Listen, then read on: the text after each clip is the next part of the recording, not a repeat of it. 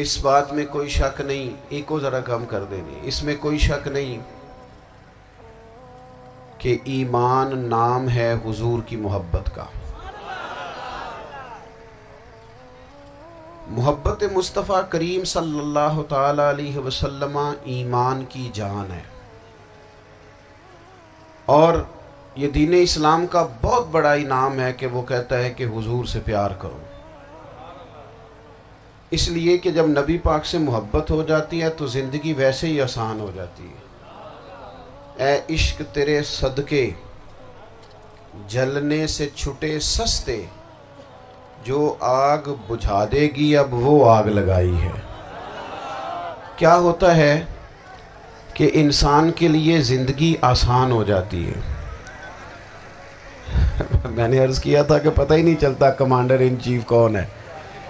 اللہ آپ کو سلامت، ٹھیک ہو گیا جی، اب آنے دیں دوستوں۔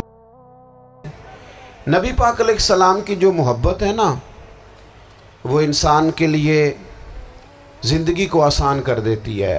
حضور سے پیار ہوتا ہے نا تو بندہ نفرت کرنی ویسے ہی چھوڑ دیتا ہے۔ حضور سے پیار کرتا ہے، ہرس ہوس لالچ ویسے ہی نکل جاتا ہے۔ جب حضور سے محبت ہو جاتی ہے، نماز پڑھنا، درگزر کرنا، درود شریف پڑھنا، قرآن پاک پڑھنا، دین کی خدمت کرنا، حتیٰ کہ جان دینا بھی آسان ہو جاتا ہے۔ نبی پاک علیہ السلام کی محبت انسان کو کبھی بھی ہیں ان تقاضوں کو سمجھنا پڑے گا۔ تازہ دم رکھتا ہے حضور کا پیار۔ شرط یہ ہے کہ محبت صحیح ہو، اصلی ہو، باطن میں ہو۔ یہ آپ کے ذہن کے اندر کبھی بھی کسی بدبو کو نہیں آنے دے گی، طبیعت کو تازہ دم رکھے گی، سکون میں رہے گی۔ لیکن نبی پاک علیہ السلام کی محبت کے کچھ تقاضے ہیں، ان تقاضوں کو سمجھنا پڑے گا۔ بالخصوص امت اس وقت جس جگہ پہ کھڑی ہے، آپ دیکھیں کہ اتنی بربریت اور اس جیتے جاگتے دیکھتے ماحول میں کہ جس میں ہر چیز کیمرے کی آنکھ دیکھ رہی ہے، اس میں اس قدر زیادہ اسرائیل کی جارحیت، اس کے جواب میں دو تین تازیانے ہیں وہ سمجھنے والے۔ ایک ہے کہ میں کوئی جذباتی بات کروں گا، آپ اس کی تائید کر دیں گے۔ ایک ہے کہ پہلوؤں پر غور کرنے کا وقت ہے کہ اتنے کٹھن ماحول میں بھی اگر مسلم امہ کے لیڈر بیدار نہیں ہو رہے تو آپ کو پس منظر سمجھنا پڑے گا کہ ہم نے نبی پاک کی محبت کے تقاضوں کو نہیں سمجھا۔ حضور سے محبت ہے نا تو پھر نبی پاک کو تو سادہ طرز زندگی پسند ہے، حضور کو تو پسند نہیں ہے۔ اللہ کے محبوب نے تو دعا مانگ کے فقیری لی اللہ تعالیٰ سے۔ آپ کو پتہ ہے جب بندہ بہت زیادہ آسانیوں میں چلا جاتا ہے، بہت زیادہ اس کے پاس سہولیات ہو جاتی ہے، اس کا مرنے کو دل نہیں کرتا۔ خود نبی پاک علیہ السلام نے فرمایا قیامت کے قریب کافر تم پر جھپٹیں گے جس طرح بھوکے لوگ کھانے پر جھپٹتے ہیں۔ حضور کیوں، ہم تھوڑے ہوں گے؟ فرمایا نہیں، تمہیں دنیا سے محبت ہو جائے گی اور موت تمہیں بری لگے گی۔ اتنے بڑے بڑے بنگلے، عالی شان محلات، کس کا چھوڑ کے مرنے کو جی چاہتا ہے معاذ اللہ۔ نبی پاک کی محبت کا تقاضا سمجھو، ایسا نہیں کہ وہاں دولت آئی نہیں۔ حضور تو فرماتے ہیں کہ اللہ نے خزانوں کی کنجیاں میرے ہاتھ میں رکھ دی ہیں، لیکن میں نے عرض کیا مالک ایک وقت روٹی دینا اور ایک وقت کا فاقہ دینا۔ کنجیاں خزانوں کی اللہ نے دی۔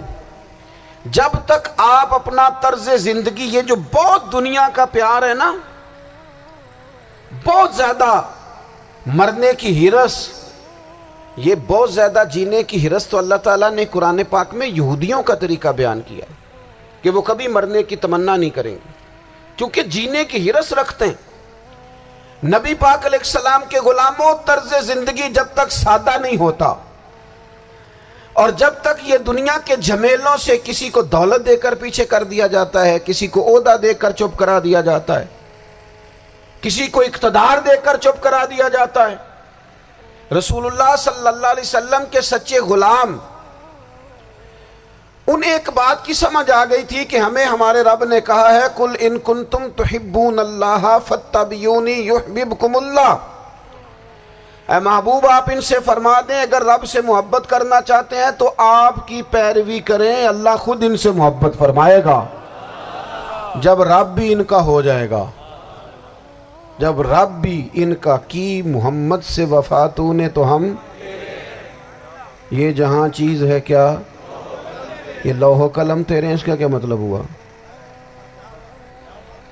لوح و قلم، قلم لکھتی ہے نا تقدیریں، مقدر فیصلے، تو لوح و قلم تیرے ہیں، اس کا مطلب یہ ہے کہ پھر رب کریم تیرے اوپر فضل کرے گا، اور وہ جن فیصلوں کی امت کو دیانت سے چاہت ہے اللہ اپنے فضل سے وہ فیصلے فرمائے گا۔ جب تک زندگی حضور کی غلامی کی طرف نہیں جاتی وہ اللہ تعالیٰ کی تائید نہیں پاتی۔ حضرت عبداللہ ابن حذافہ رضی اللہ تعالیٰ عنہ کو رومیوں نے قید کر لیا تھا، اور جب رومی آپ کو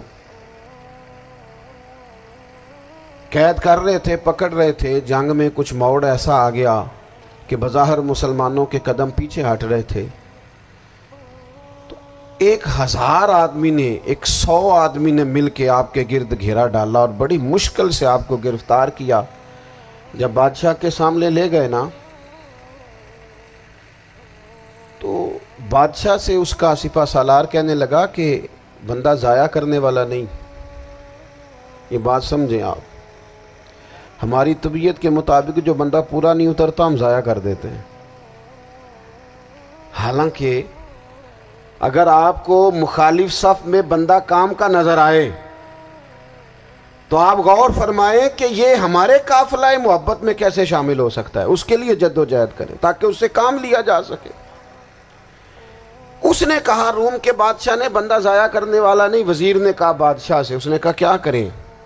کچھ ایسا کریں کہ یہ معاذ اللہ ہمارے دین میں آ جائے، اور قرآن مجید نے واضح کہہ دیا ہے کہ یہودی اور عیسائی تم سے راضی نہیں ہو سکتے حتی تتبع ملتہم، جب تک کہ تم ان کے دین کی پیروی نہ کرو، ان کو کسی طریقے سے معاذ اللہ عیسائی بنایا جائے۔ تو بادشاہ کہنے لگا 2-3 چیزیں ہیں جس سے کوئی بندہ بھی خریدا جا سکتا ہے، کر لیتے ہیں بات۔ اس نے سب سے پہلے حضرت عبداللہ ابن حذافہ سے کہا کہ جتنے پیسے آپ کہیں گے آپ کو ملیں گے، آپ اس دین میں آ جائیں معاذ اللہ۔ تو حضرت عبداللہ ابن حذافہ نا، کچھ لوگ بڑے سیانے ہوتے ہیں، بردبار ہوتے ہیں، بعض باتوں پر غصہ نہیں کرتے، ہنستے ہیں۔ حضرت عبداللہ ابن حذافہ ہنس پڑے، فرمانے لگے تجھے کس نے بادشاہ بنایا؟ تو بڑا بیوقوف آدمی ہے۔ اس نے کہا کیا مطلب؟ فرمانے لگے نادان، میں تو تلوار لے کے میدان میں آیا ہوں، مجھے دولت کمانی ہوتی میں تجارت کرتا، میں تجارت نہیں کر رہا، میں تو شہادت کے لیے نکلا ہوا ہوں، اور تو مجھے کہہ رہا ہے پیسے لے لے، کو عقل کی بات کر۔ اس نے دوسری بات کی، اس نے کہا کہ میں بادشاہ ہوں، میرے نیچے جتنے بھی عہدے ہیں، وزیر، مشیر، وزیر خزانہ، جو آپ عہدہ کہیں گے آپ کو دے دیا جائے گا، آپ اس طرف آ جائیں۔ تو حضرت عبداللہ ابن حذافہ کہنے لگے پھر کہتا ہوں تو بڑا نادان ہے۔